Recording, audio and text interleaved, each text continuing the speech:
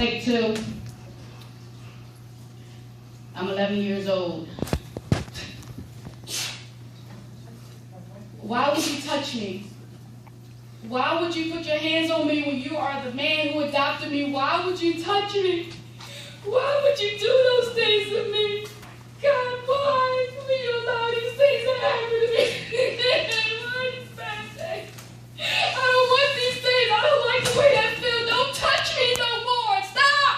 Stop! Don't touch me! You're supposed to be my father. Why would you touch me there? Lord, please help me, God, please. Take two. 12 years old, very sexually active. Well, at least I'm getting paid for it. So what, I'm sleeping around with different guys. If they knew what I was going through, if they knew what my father did to me, I wouldn't be this way. So what? Oh yeah, you want to call me the neighborhood whore, you want to call me names, but you don't even get the chance to even find out why I act this way, why I'm sexually active at 12 years old, why you sit down and talk with me. I'm hurting. I'm only doing this because I have no other way of dealing with this pain. So instead of somebody taking it from me, I'll just give it up. That's what I'm supposed to do. That's what my daddy did. He took it, so I just give it up. I have no worth. Now I'm 17 years old. I haven't graduated from high school yet, and I'm pregnant. What I'm going to do with a child? What I'm going to do with a child? I'm 17. I have no education. What I'm going to do with a child right now? I guess I can keep it, give it up for adoption, maybe. I don't know what I'm going to do. So I decided to get married at 19. And I got married at 19 years old with my first husband. And that was an abusive relationship for 13 years. And I had all three of my kids before I turned 25 years old. But however, I was still able to complete high school, get a bachelor's degree, buy 2 homes, and none of my children today are pregnant. So I was able to turn my pain into power. Keep your head up and your legs closed. I tell you this because I've been on this road. Keep your head up and your legs closed. When I was young, I wish I had chose to keep my head up and my legs closed. Now the story unfolds. How I wish I was told to keep my head up and my legs closed. I knew this girl who let anybody get with her. They used her like a Mac machine. When they took her a jaw, they left her empty with no esteem. She was available like a 24/7 drugstore. Men used her like a revolving door, and she was known as the neighborhood whore. And from her childhood, she was scorned to believe she was no more than a pretty face. She used sex to replace what she didn't get at home, and instead of love and affection, she was molested. Her mindset was defiled, and only while she didn't know right from wrong, who was there to let her know young ladies don't walk around showing your thongs? She did whatever it took just to belong, but this is why I say this song. Keep your head up and your legs closed. I tell you this because I've been on this road. To keep your head up and your legs closed. When I was young, I wish I had chose to keep my head up and my legs closed. Now the story unfolds. How I wish I was told to keep my head up and my legs closed. Who changed the rules and made it cool to be a prostitute these days? Young girls walking around half dressed in the days. If they knew what I knew, they put their clothes on and closed their legs. Back to the story with a girl I knew, having sex at 12 and all through her youth. How this affects to the day, by the time she married, she might be decayed. Hard for her to relate to any man if sex wasn't in the plan. She performed with her body and she had many fans. But at the end of the day, she remembered what the preacher man said. Keep your head up and your legs closed. I tell you this because I've been on this road. Keep your head up and your legs closed. When I was young, I wish I had chose to keep my head up and my legs closed. Now the story unfolds.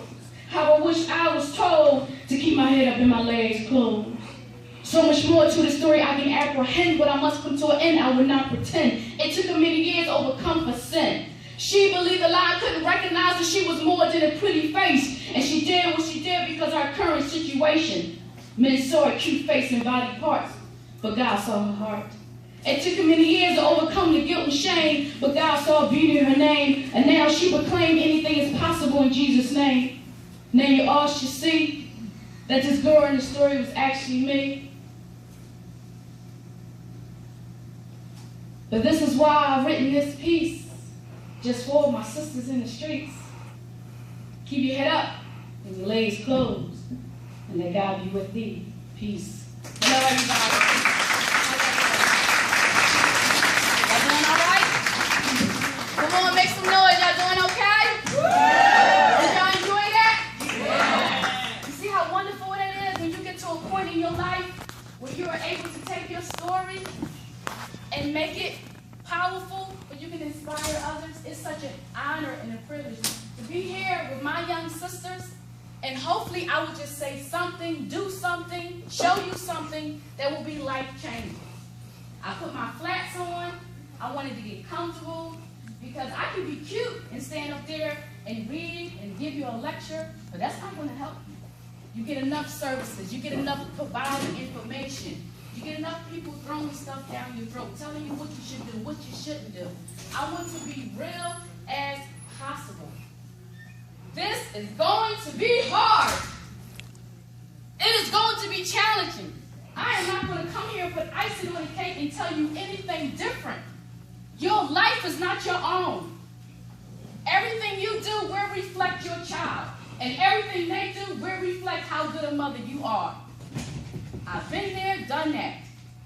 So I've been blessed with, I have a 21-year-old.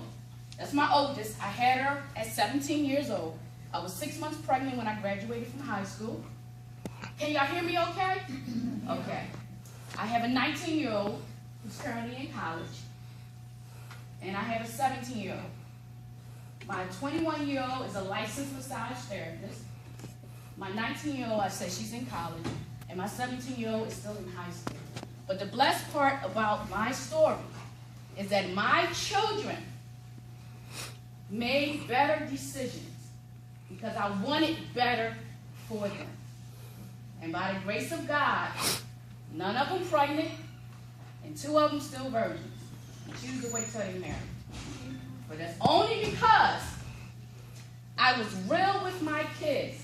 And I told them, you will not make the same mistakes that I made.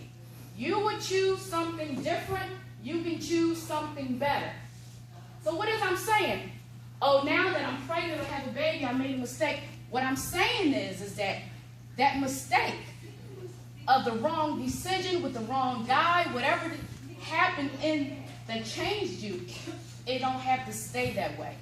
You can make the decision to begin to do better for yourself, make better choices, well, then your children can have better choices. And I'm a living example of that. So let's give a hand clap to every workshop that was here.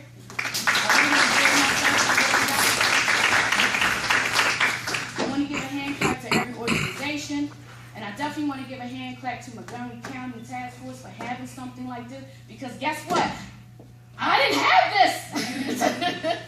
I struggled on my own, and I didn't have a lot of support. So let me tell you a little bit more about my story. As you saw in the skit, I was in foster care from the age of 3 years old. My biological mother was diagnosed with schizophrenia, and she had me at 15 years old. So she could not take care of me. So I ended up in the system. I was adopted around 8 or 9. And I had an okay childhood from my adopted parents. But when I got 11 years old, things began to change. My adopted father thought that I was some type of sex toy, so he wanted to put his hands on me. So from the age from 11 up until, I'll say 16 years old, I had to fight my own father off of me. That was pretty much my life. So I had to fight my dad off of me. I had to fight neighborhood boys off of me. Sometimes other relatives off of me. Because people just thought I was a cutie face. I was just for their pleasure. So in my mind, I figured, if all they want is sex, why not give them what they want and make it work for me? So then I began to selling myself. Now, I didn't stand up in a corner sell myself. But if a boy like me, you wasn't getting it for free. You wasn't getting it for free. So that became my lifestyle. Now, when I got pregnant, my parents told me, my adopted parents told me, because the check wasn't coming in no more. Since we ain't getting no money no more to take care of you, you and your baby got to go. You got 6 months to get out of my house. So I got a newborn baby. I'm 18 years old, and I had to find somewhere else to go. So by the grace of God, I got some support. But before I found me a place to stay, I was living from house to house, friends to friends. Sometimes they let me in the house. Sometimes they kick me out. It was just an up battle, and I'm still trying to do something with this kid. I was not a good mother at that time. I would leave my daughter with different people. God knows what could have happened to her. I was so into trying to fix me, I didn't even know how to fix her. But one day I woke up, and a voice spoke to me and said, "Do you want your child to end up like you?" And I'm talking to myself, no, I don't. Well, you better do something different. Do better for yourself if you're going to do better for your child. So I made a decision. I went back to school. I got a degree. I got married at the time because I thought that would be the best thing. But it kind of gave them some stability. The point I'm trying to make is that when I made a decision to change Shekinah, that put me down the road with doing better for my kids. I was 27 years old when I bought my first house.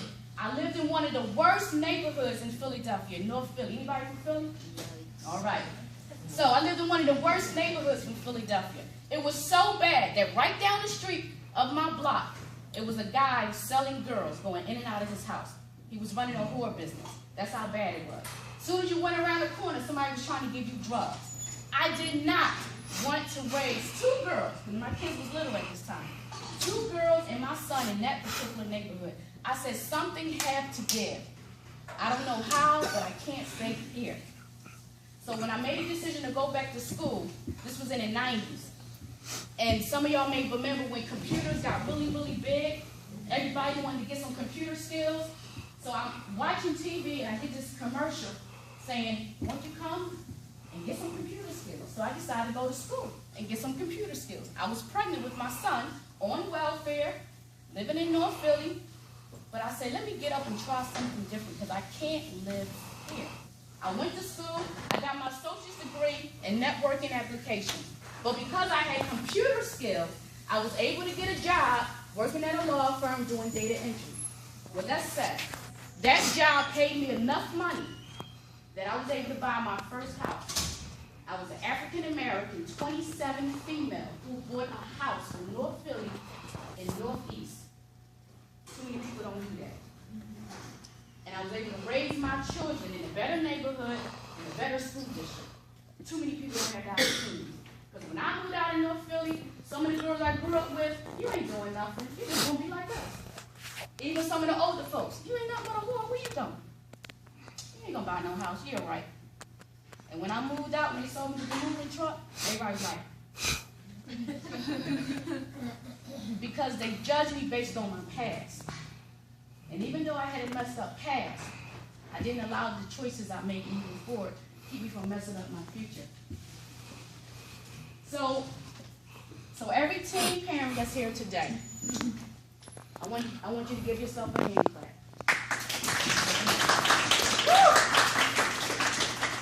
I know you can do better than that. Let me tell you why you can do better than that. You made a decision to bring life into this world, in spite of. So I'm going to tell you again, give yourself a hand clap. A little better. That's a little better. One of the things I want to talk about in regards to do better for yourself and you can do better for your child is realizing the choices you make from now on will affect you and your baby. Can we agree on that? Okay. If you have support, for those of you who have support, if it's from your parents, if it's from an organization, if it's from a pastor, whoever your support system is, how many of y'all have support? You're not in this alone. It's tough but you got some support. Some people are helping you out. Or some of the people here today who's giving you some support. Some of y'all alone, some of y'all got their parents. Who got their parents with them? Okay.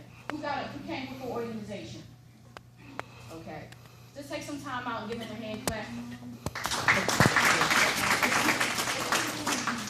Good. Because I didn't have that support. Now, I had a couple friends who tried to help me out, give me a couple dollars, but I really didn't have no consistent, stable support. It was really me and my daughter when I had my first child. I went to school at night, and I worked during the day. And my first apartment was no bigger than maybe this space right here. It was a efficiency. It's my first space. It was $250 a month. It was on the 4th floor, one of the worst neighborhoods in Philadelphia, but I didn't have to worry about my father trying to rape me every night. So I had peace of mind, and that was more important to me than anything. I was able to get me and my daughter out in a better situation. So I did a little CNA job, like little home health aide during the day, and I went to school at night. I went from there to where I'm at today. I'll be 40 in December. 40 years old, December 30th. God has truly blessed my life. That one, I still look young, that my kids didn't drive me too crazy. Okay, remember, I had all 3 before 25. All right? The good thing is when you're a young parent, they're all at the house. By the time you're 40, you still got some youth, some energy to kind of live life. If you do it right. If you do it right. Okay? Because my oldest daughter been on her own since 16. That was her choice. That's another story. But the point is, if you do it right, you can help your kids make better decisions. How many of y'all want to go back to school? I mean, continue to school, maybe go to college? Okay. Please, if you can, get a higher education. Because the more you know, the more you can teach your child. And one thing my kids said to me, Mom, in spite of whatever you went through, divorce, you lost this home, you bought this home, we went here, we was up and down. For you to go back and get your bachelor's degree, for you to work full-time, make sure we had food on the table, you worked, you did whatever you needed to do, it shows me that I can do anything in life. And that's what my kids told me. No matter how tough it gets for them, they know they can do it because they got me as an example. What example are you going to leave your kids? It's not too late to start making those decisions. Start thinking about what example am I going to teach my children? I know we're living in a world now that we got cell phones, we have Facebook, we got Instagram. This is what I want y'all to understand today. How many of y'all ever babysat anybody before? You babysat, right? Okay. There's a difference between babysitting a child than raising a child. Can we agree to that? But unfortunately, what we see on the news and what we see in our community, we have more parents babysitting their own kids than raising their kids. Because they are so quick to throw them to somebody else. And that can be TV, video games, the internet, the teachers, the pastors, friends, family, and want everybody else to raise their kids other than themselves. If you don't learn anything from me today, learn you are not babysitting your children.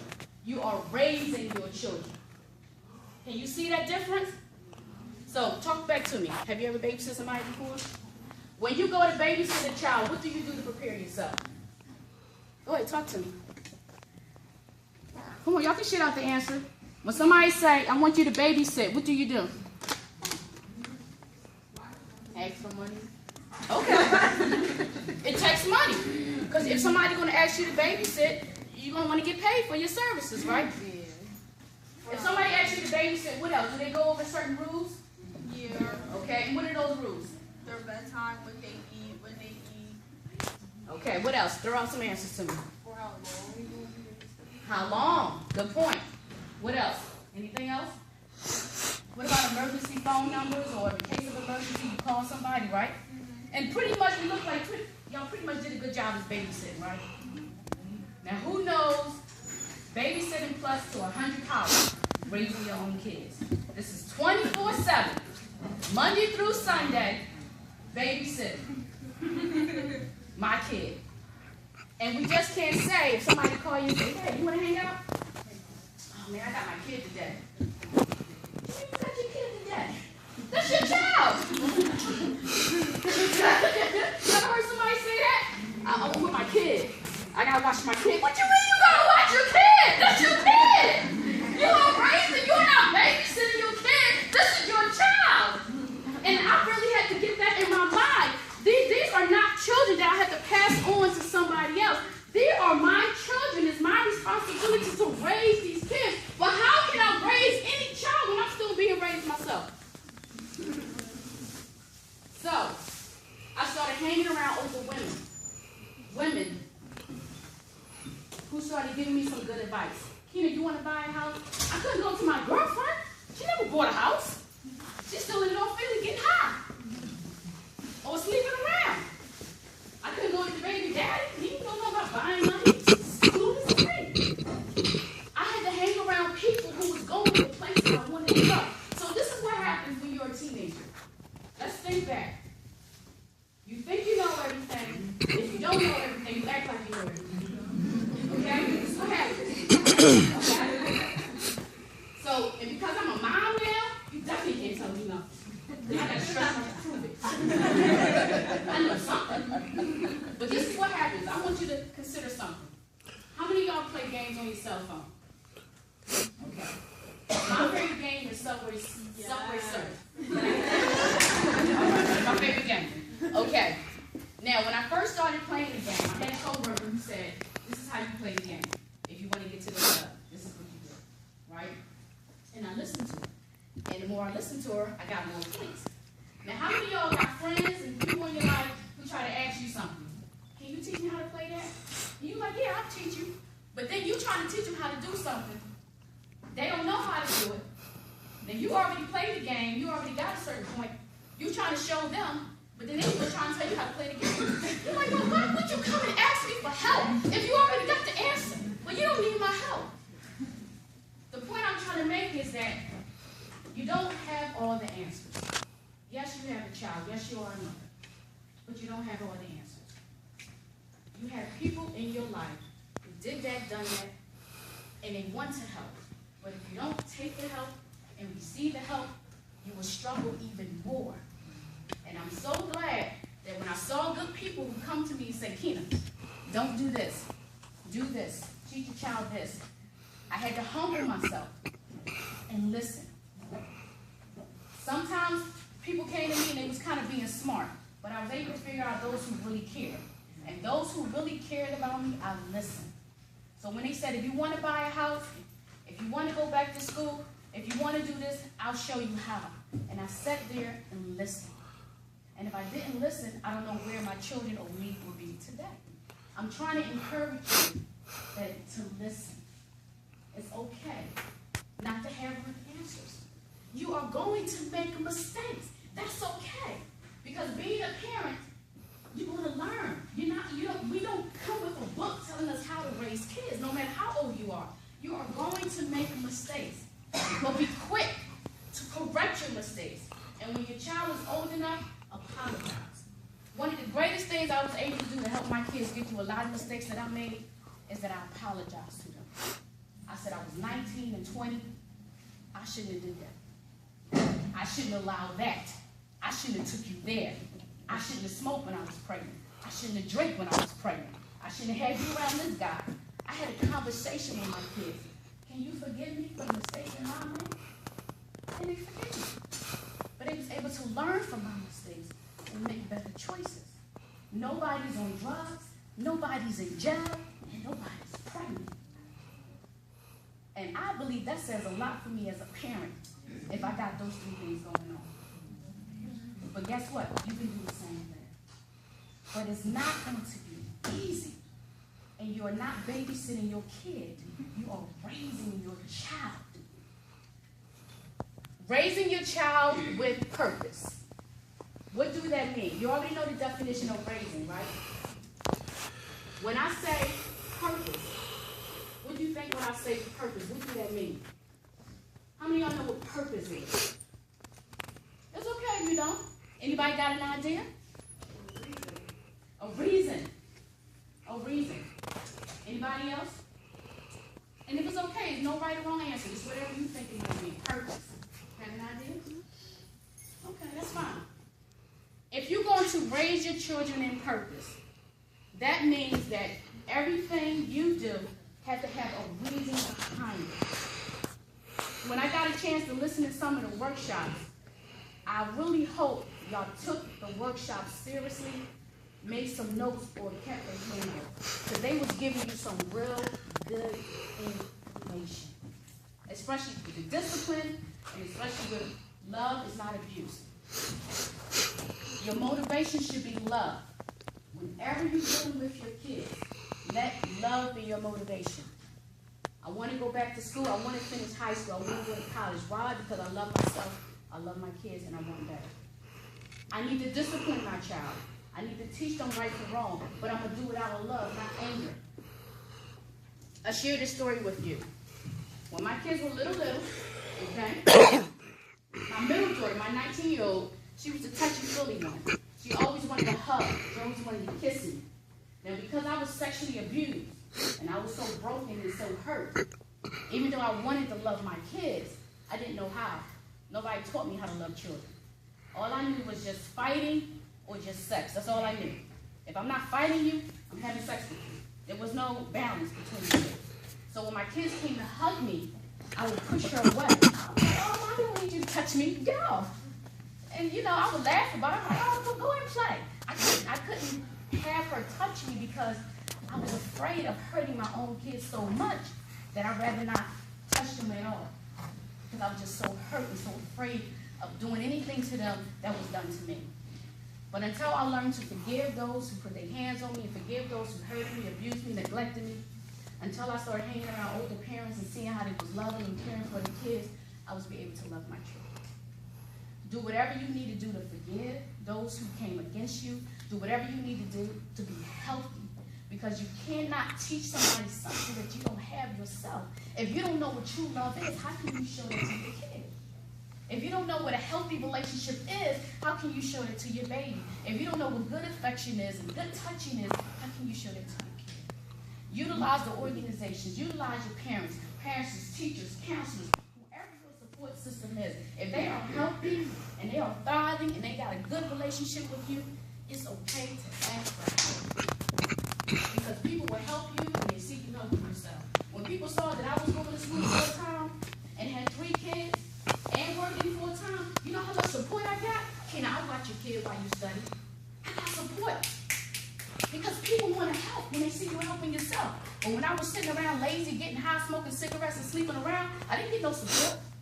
Because anybody want to be bothered with you. Who want to be coming and help you when you don't want to do nothing for yourself? Life is too short. But as soon as I made up my mind, I'm going to do something different, I did. I stopped smoking. I stopped getting high. I stopped drinking. I started church. I started reading the Bible to my kids. I started praying with my kids. I started telling them that their bodies are gifts. They don't have to give it up so quickly. I started this when he was young. I started speaking life. Words have power. Don't tell your kids to shut up. Sit down. You mean. You bad. You stupid. I don't like you. You like your father. You like this. You like that. Why you can't behave? Just shut up. Because when they become teenagers, how many of y'all teenagers? When they become us and become you, they're going to have a lot to say. They're going to have a lot to say. Please keep me on time. As far as where I'm at with time, Stephanie. Please keep me. There's like another 5 minutes, and then we're going to leave time for questions. Okay. Let me get to a main point then.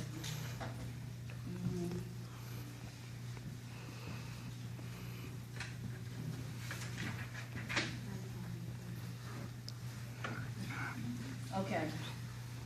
I don't know how many of y'all read the Bible, and hope I'm not offending anybody with their spiritual belief. I'm going to talk about my personal experience. Is that okay?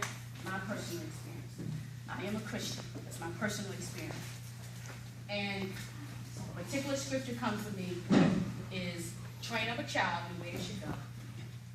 And when they get old, they will not depart. And when we heard the workshops about discipline, we heard the workshop about training, we heard the workshop about loving, and even some of the stuff I said earlier, it's all about what you're going to teach your kid. Because I gave my children a foundation, okay? When my oldest daughter when she got old, she got about 14 years old. That's about the age, right? It's about the age. About 13, 14. She started, what they call it, smelling herself. You still say that? So everything I tried to teach her, she didn't want to hear. Okay. But because I gave her a foundation, now that she's 21, she has something to come back to. The point I'm trying to make is, it's not about raising a perfect kid. Okay? You can do the church thing. You can speak life into them. You can go to school. You better neighbor. You can do everything you can as a parent. But some kids are just going to have life kick them in the behind.